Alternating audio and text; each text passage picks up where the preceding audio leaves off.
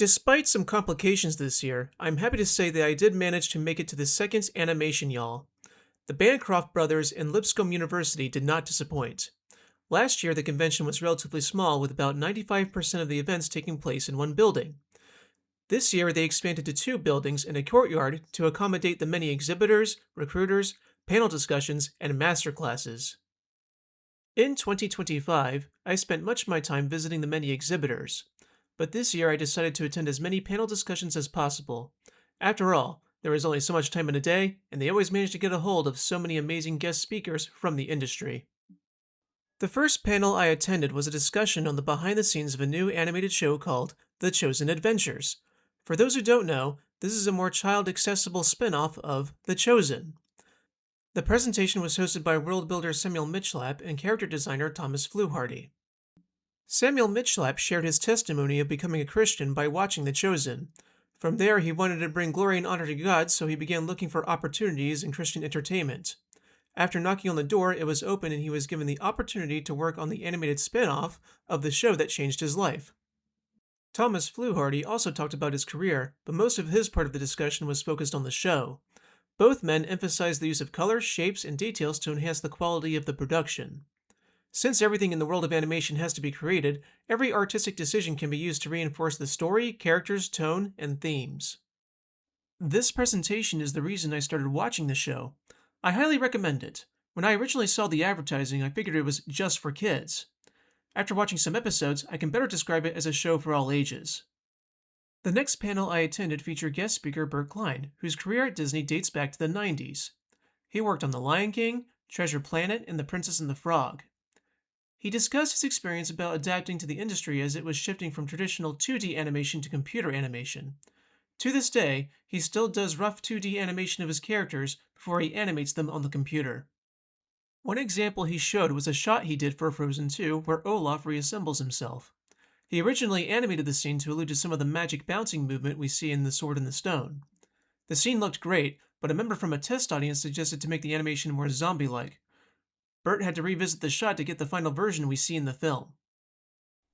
At the end of the panel discussion, he talked about his latest experience working on Zootopia 2. He spent much of his time talking about animating crowds, goats, and horses. One really fun highlight was the development for the character of Brian Winddance. Bert even showed a rough 2D animation test of the character undoing his man bun.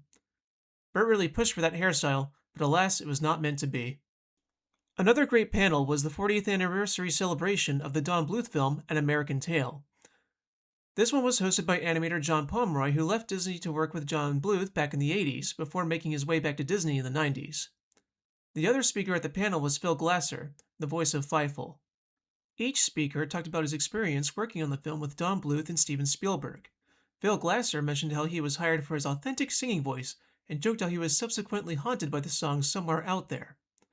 John discussed how fun it was to work with Don Bluth. By the end of the panel, John even presented a pre-recorded discussion he had with Don specifically for the convention. Once the panel was over, I asked Phil Glasser to sign my DVD copy of An American Tail. This will be an experience I will never forget. The last panel I attended covered the Dark Ages at Disney, which took place between Disney's death and the animation renaissance of the 80s. This one was hosted by Steven Anderson and Neil O'Brien. The discussion also included Andreas Deja and John Pomeroy. The men talked in detail about how the Disney studio was in a state of stagnation versus the innovation that was happening decades ago.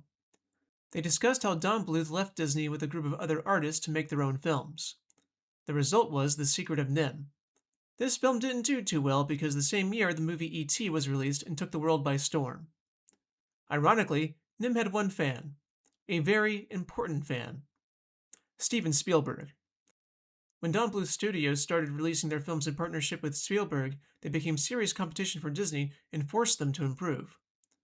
Most of these details are explained in Neil O'Brien's book, but I honestly have not read it yet. I'm very behind in my reading list, and I think I will start it soon. At the end of the day, I decided to change things up and visit some exhibitors before I left for the hotel. I visited Aaron Blaze's table to compliment him on his latest short film, Snow Bear, which currently has over 5 million views on YouTube and has won many festival awards.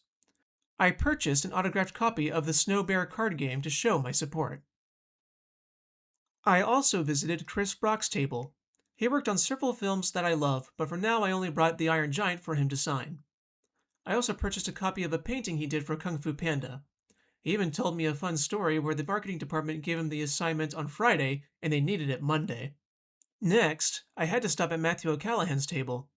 In addition to selling his flipbook of a Little Mermaid scene he animated, he had a new one featuring a sequence he did for The Great Mouse Detective.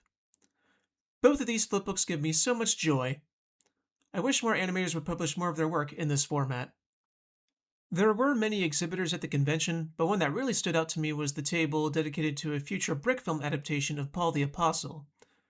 I had a chance to talk to one of the filmmakers. I do recommend watching the pitch trailer. The production looks very promising. I did not have a chance to visit any of the recruiter or sponsor tables this year. They were not a priority for me since I'm not really looking for a job in the animation industry. Oddly enough, though, I did meet some folks from Coronation before the Chosen Adventures panel discussion. I've looked up some of their work. It looks great. So, I was only able to attend one day this year. Long story short, my niece was born. I ordered the tickets before I heard the due date, which was the Monday after Animation Y'all. The baby wasn't born yet, so I decided to go. During the American Tail panel, my sister calls my mom about her contractions.